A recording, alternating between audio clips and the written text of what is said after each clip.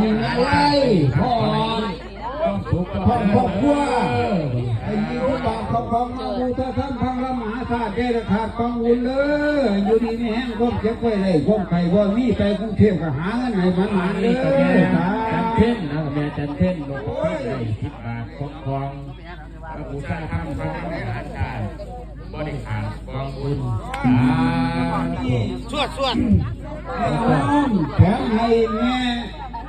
แม่นั่งของพี่น้องรุ่นกีตาร์เนี่ยให้20 บาทเขามาบูชาธรรมพระมหาชาติเลยเขาถือเล่นถือเงินเลยหมดที่มันตัวฟังบุญนี่ผู้แพงก็ได้นะโอ้ยแพงให้กันใหญ่นี่มาทำหน้าเด้อนี่แม่ห้องทำไมแม่เราห้องครอบครัวสิ่งของคนสวยบ้าน ร่วมเก็บไว้ในเด้อแม่ทุกคนมุ่งมั่นปรารถนาเพียงมุ่งมั่นเด้อใน20 บาทของพระบูชาธรรมพระมหาชาติบริหารกองบุญสา